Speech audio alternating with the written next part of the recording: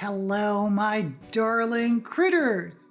The next 3 episodes of Season 2 of Amazon Prime's The Legend of Vox Machina, episodes 7 through 9, have been released, and I want to talk about it and see how it compares to the tabletop campaign. Who am I, you may ask? I am the BookTube Goddess, the #1 drag queen booktuber on YouTube. You know, I really like that they're releasing 3 episodes a week, because when Netflix or other streaming channels drop an entire season, I feel kind of obligated to binge it. I know I don't have to, but I do anyway. But that's a big commitment. And you don't really absorb as much of the story if you space it out. On the other hand, just releasing 1 show a week seems to drag it on forever, but 3 episodes a week feels to me like just the right balance, and I hope more shows do that. What do you think? Let me know down in the comments, and while you're there, don't forget to like this video and subscribe to my channel.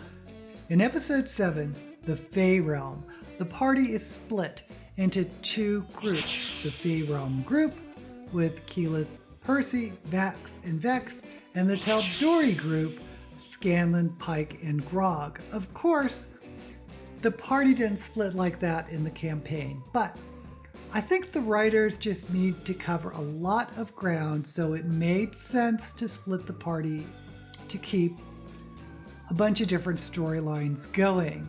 Starting with Tal'Dorei, Grog realizes the sword is possessing him, and that's why he stabbed Pike, and eventually he breaks the sword.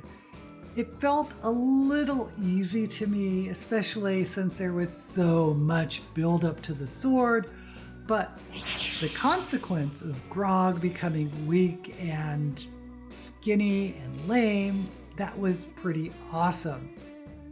In the Fey Realm, we get an acid trip that is pretty great. We also get a little creature, a satyr, called Garmelie, with a notebook where he makes pornographic drawings of the party. Now, if you're a Critical Role fan, you must have been fangirling or fanboying or fan-whatevering over Garmelie. At least I was. It was a memorable moment in the tabletop campaign, and we knew what was coming, especially when he said he was traveling. Mostly this episode was setting the stage for the next stage of their respective quests. Grog getting healed, and Vex, obviously it's going to be Vex, getting the bow. But we also see Anna Ripley working in the shadows. She's obviously allied with the Black Dragon Umbrasyl and seems to be driving a wedge between Umbrasyl and the Red Dragon, Thordak. In episode 8, Echo Tree, we're mostly focused in the Fey Realm. We do get glimpses of the Tal'Dorei group meeting Pike's pop-up, but more of that's in the next episode. The Fey Realm party has to pass through the city of Syngorn, which is an elven city that has teleported to the Fey Realm to escape the Chroma Conclave, and of course it's also the city where Vex and Vax's asshole father lives. Now, in the tabletop game, I thought it made more sense, but I'm wondering how this coinkydink of Syngorn teleporting to the Fey Realm made sense to viewers not that familiar with Critical Role, but whatever. Vax and Vex meet their half-sister for the first time, and their father is as big of a jerk as he always is, and Percy makes up a noble title for Vex'ahlia to try to impress her father. And of course, at least in the tabletop campaign, this was one of our first hints of a possible Vex-Percy romance. We eventually get to the Echo Tree, where the next vestige is kept, the artifact Bow Ventress. It is wielded by a dark fae prince, Sondor, who tries to seduce Vex, but eventually there's a fight, and Vex kills him with the gift she recently got from Percy. More foreshadowing. I personally felt this episode was cramming way too much into one episode, but I understand, I get it, we need to move the story on. Honestly, we could have had a whole season of the party's adventures in the Fae realm, but we did get a glimpse of Garmelli's true form. In episode 9, A Test of Pride, we are focused back in Tal'Dorei on Scanlan, Pike, and Grog. I have to say, this was my favorite of these 3 episodes, which kind of surprised me. I think I was expecting to like the Fae realm more. Anyway, in Tal'Dorei, I didn't know where the storyline was going to take us, but we get backstory on how Grog and Pike met through Pop-Up, or Pike's great-great-grandfather, Wilhand Trickfoot. I will say I wish there was a little more of a reason of Grog turning away from being a murderous barbarian rather than just seeing Will's locket. I wish there was just a little bit more of a scene, like maybe Grog intending to kill Wilhand, but then stops because Wilhand is making a sandwich, and then some sort of friendship blooms. But we need to move the story on, so we got what we got.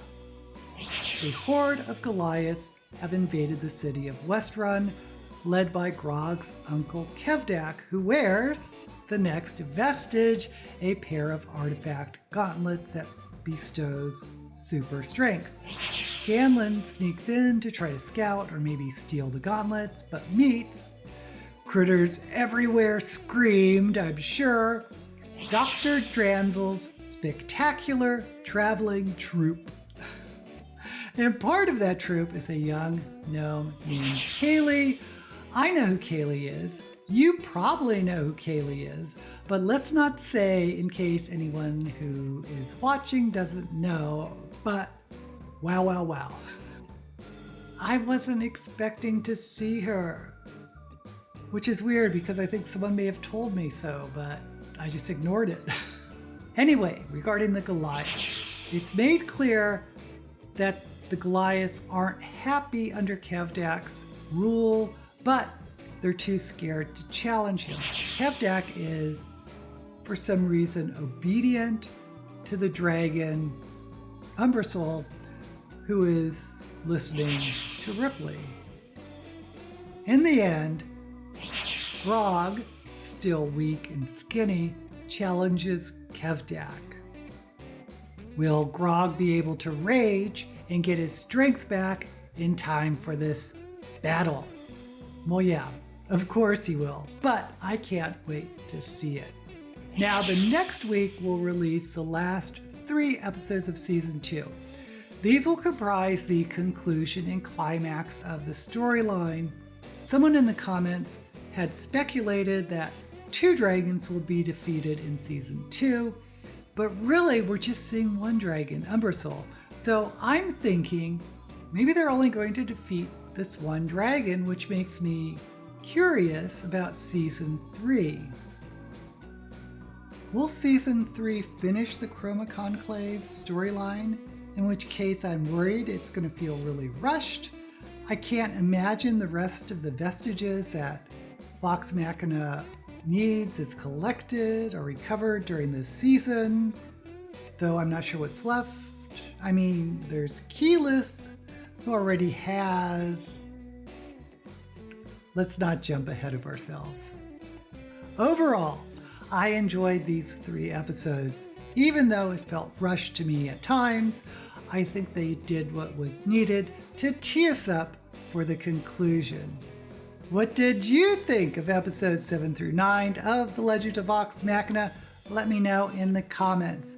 Until we meet again, may all the books you read and the campaigns you play and their adaptations be blessed.